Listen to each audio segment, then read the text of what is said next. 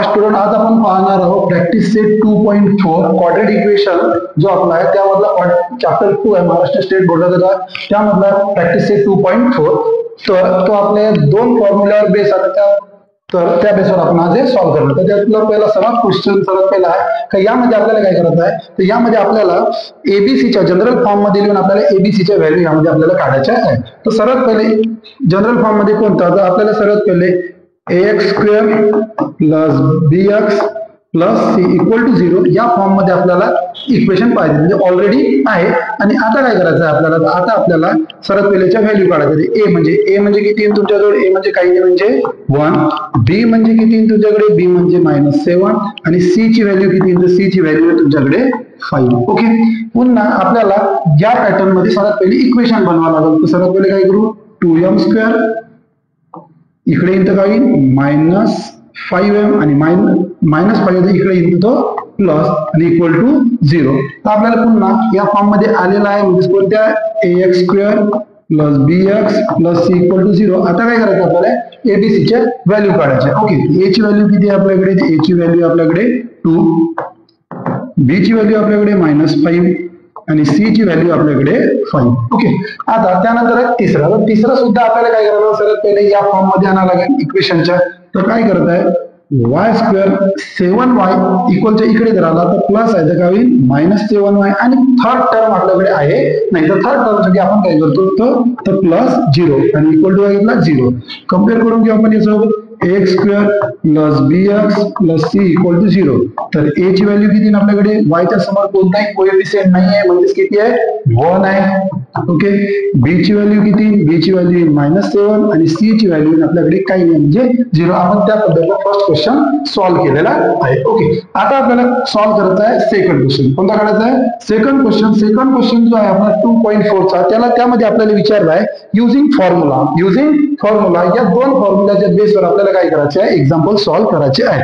तर पहिलं एक्झाम्पल आहे आपल्याकडे क्वेश्चन नंबर 2 मध्ये पहिलं एक्झाम्पल आपल्याकडे दिलेलं आहे x square plus 6x plus 5 equal to 0. तर सर्वात पहिले काय लिहायचं आपल्याला कम्पेअरिंग विथ. ओके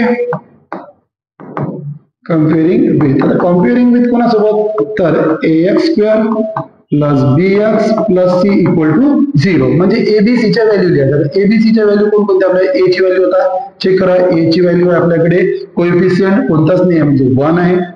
बी ची व्हॅल्यू किती बी ची व्हॅल्यू आली 6 आणि सी ची व्हॅल्यू किती आली सी ची व्हॅल्यू आली आपल्याकडे 5. ओके तर मी आपल्याला म्हटलं की आपल्याला या दोन फॉर्म्युलाचा यूज करून फॉर्म्युला मेथडवर आपल्याला याचे आन्सर काढायचे आहे. सर्वात पहिले कोणता फॉर्म्युला आपण सर्वात पहिले हा फॉर्म्युला यूज करू.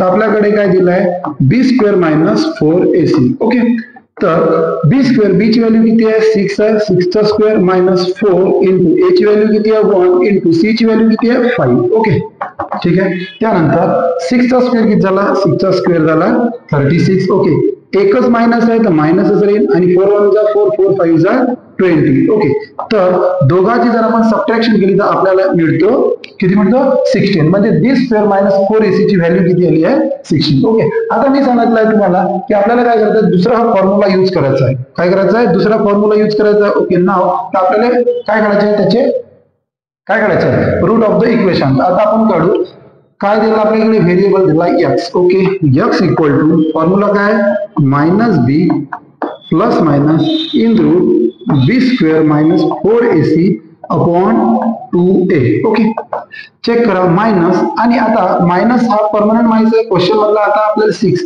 आता b ची व्हॅल्यू किती बी ची व्हॅल्यू किती आहे 6 आहे. ओके प्लस मायनस बी स्क्वेअर -4ac ची व्हॅल्यू आपण काढली आहे किती काढली आपण 16 काढली आहे. ओके 2a 2 इंटू a ची व्हॅल्यू किती आपल्याकडे 1. ओके त्यानंतर आता आपल्याला सॉल्व्ह करायचं आहे -6 प्लस मायनस आता याचं स्क्वेअर रूट निघते कितीचं 16चं स्क्वेअर रूट किती निघते 16चं स्क्वेअर रूट निघते 4. जर निघालं तर काढायचं नाही निघालं तर फॅक्टरायझेशन फॅक्टर काढायचे आणि नाहीच निघालं तर राहू द्यायचे. ओके त्यानंतर 2 1 जा 2.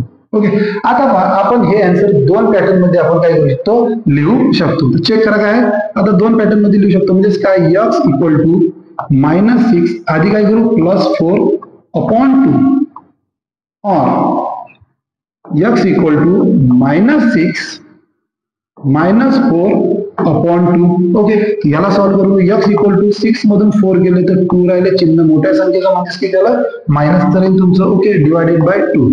तर x इक्वल टू किती आला तुमचा, जो 2 1 2 साइन कशाचं रे मायनसचं. दुसरं or x equal to 4 6 minus आहे आणि 4 सुद्धा मायनस आहे, तर आपला आन्सर येईल -10 divided by 2. Or x equal to किती ना आपल्या जवळ 2 5 10 म्हणजेच किती आलं -5. हे आलं आपलं दुसरं. म्हणजेच काय आपण काय लिहू शकतो, -1 and -5 are the root of इक्वेशनचे काय आहे रूट आहे. हे झालं तुमचं क्वेश्चन नंबर 2 मधलं पहिलं एक्झाम्पल. ओके, आता पाहणार आपण त्यामधलं दुसरं एक्झाम्पल. कोणतं पाहू आपण, दुसरं एक्झाम्पल.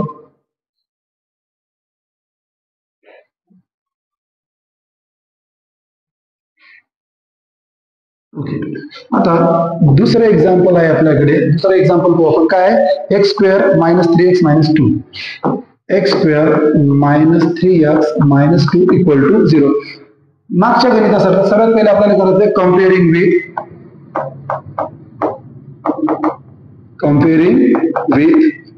विथ कोणासोबत, ax² + bx + c = 0. ओके, त्यानंतर आपल्याला पाहता आता व्हॅल्यू बघायच्या कशाच्या, a ची व्हॅल्यू कोएफिशियंट समोर कोणताच नंबर नाही म्हणजे किती आहे 1 आहे. b ची व्हॅल्यू किती, b ची व्हॅल्यू -3 आणि c ची व्हॅल्यू तुमच्याजवळ किती -2. ओके, आता आपल्याला कोणता फॉर्म्युला, आधी हा फॉर्म्युला यूज करायचा आहे. आपण करू फॉर्म्युला यूज. कोणता आपल्याकडे, b² - 4ac. ओके, तर b ची व्हॅल्यू किती बाबा, b ची व्हॅल्यू आहे -3, त्याचा काय करायचा आहे स्क्वेअर मायनस 4 इंटू a ची व्हॅल्यू किती आहे 1 इंटू c ची व्हॅल्यू किती आहे, c ची व्हॅल्यू आहे आपल्याकडे -2. ओके, तर लक्षात ठेवायचं कधीही जर मायनस जरी असेल निगेटिव्ह जरी असेल तर त्याचा स्क्वेअर काय होतो पॉझिटिव्ह होतो, म्हणजे किती होईल आपल्याकडे 9. ओके, आता हा मायनस आणि हा मायनस, तर मायनस इंटू मायनस काय झालं आपल्याकडे प्लस झाले. काय झाले प्लस, 4 1 जा 4, 4 2 जा किती झाले 8 आणि दोघांची ऍडिशन किती होईल आपल्याकडे 17. किती आली 17, म्हणजे b² - 4ac ची व्हॅल्यू आपल्याकडे आली 17. ओके, आता आपला पुन्हा नाव, आता आपल्याला फॉर्म्युला यूज करायचा. आपला फॉर्म्युला काय, व्हेरिएबल आपल्याकडे x, फॉर्म्युला आहे आपल्याजवळ -b ± in root b² - 4ac. Okay, upon 2a.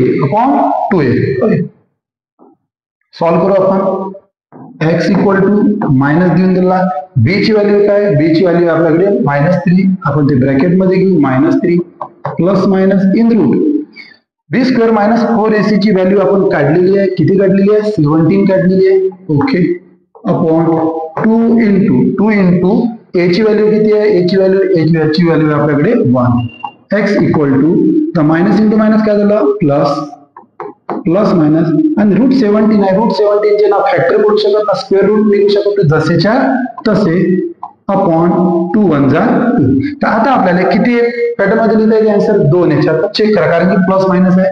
तर x इक्वल टू काही आपल्याजवळ 3 प्लस इन रूट 17 अपॉन 2 और x इक्वल टू किती आहे 3 प्लस, चला आता काहीच -3 मायनस इन रूट 17 अपॉन किती आहे 17 अपॉन 2. तर हे झाले आपले दोन त्याचे आन्सर. तर आपण लिहून टाकू शकतो. काय लिहू आपण, 3 प्लस इन रूट 17/2 और 3 minus in root 17 upon 2 are the root of the equation. इथं आपला क्वेश्चन नंबर 2 मधलं सेकंड एक्झाम्पल संपलेला आहे. ओके, आता बघू आपण क्वेश्चन नंबर 2 मधलं थर्ड एक्झाम्पल पाहणार. कोणतं पाहणार आहोत, थर्ड एक्झाम्पल पाहणार.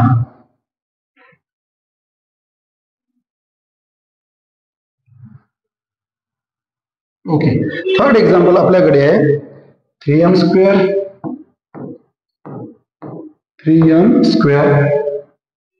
Plus 2m - 7 equal to 0.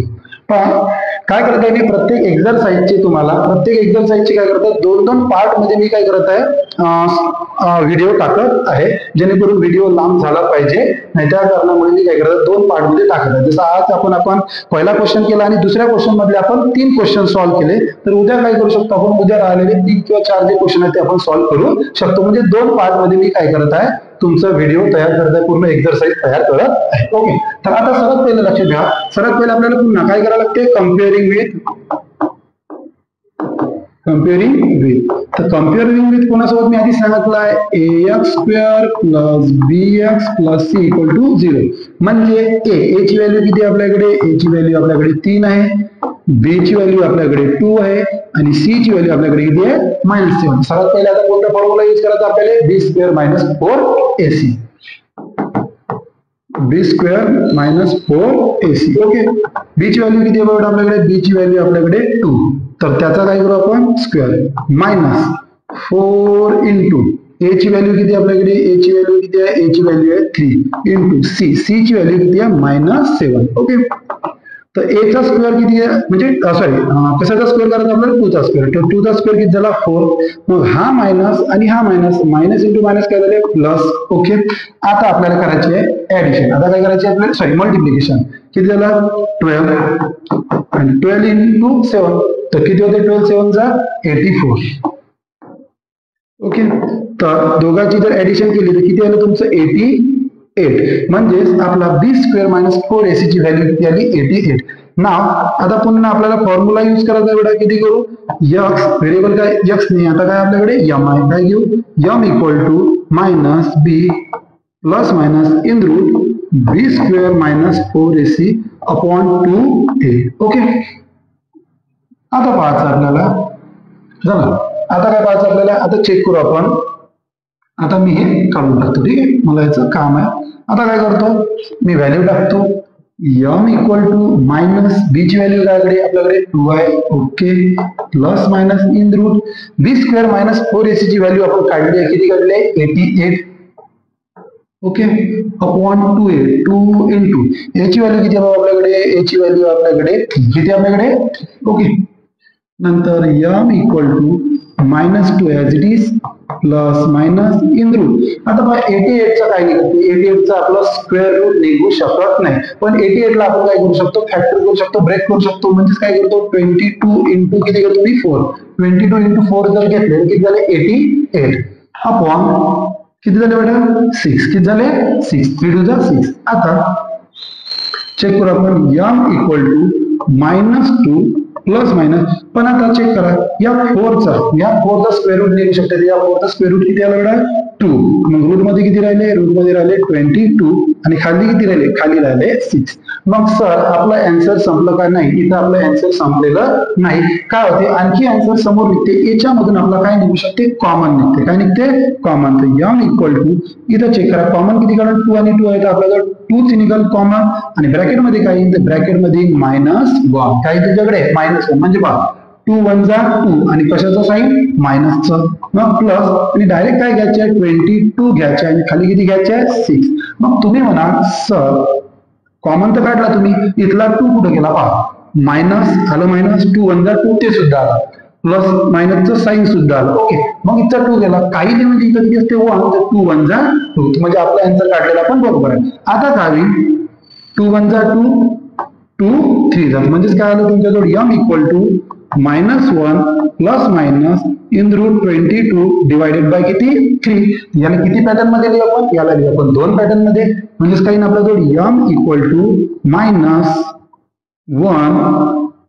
Plus in root 22 divided by 3 और m इक्वल टू -1 मायनस, आता प्लस चला, आता काय minus in root 22 divided by 3 तर झाले आपल्याजवळ आले आन्सर. आता काय लिहायचं आपल्याला, शेवटचं लिहायचं आहे. काय लिहायचं आहे, काय लिहायचं शेवटचं, तर शेवटचं लिहून टाकू आपण, आपल्याला वर्ड मध्ये लिहून टाकायचं. काय लिहू आपण, -1 plus in root 22 by 3 and -1 minus in root 22 by 3 are the root of the equation. तर हे त्याचे काय आहे, रूट ऑफ द इक्वेशन आहे. तर चेक करा, आपलं आन्सर तुम्ही चेक करून पहा. तर आपला प्रॅक्टिस सेट 2.4 मध्ये पहिले 3 आपण काय केले आहे, न्यूमेरिकल याच्यामध्ये संपलेले आहे. उद्या आपल्याचे जे पार्ट 2 मध्ये आपण उरलेले 4 घेऊ, जेणेकरून आपला व्हिडिओ जास्त मोठा बनला पाहिजे नाही. पहा विद्यार्थ्यांना, मित्रांना, तुम्हाला समजलं असेल तर पहा, चांगल्या प्रकारे समजून घ्या आणि जे तुम्हाला जर आवडलं असेल तर तुमच्या मित्रांना वगैरे शेअर करू शकता आणि काय करू शकता, तुम्ही लाईक करू शकता, सबस्क्राईब सुद्धा करू शकता. थँक्यू.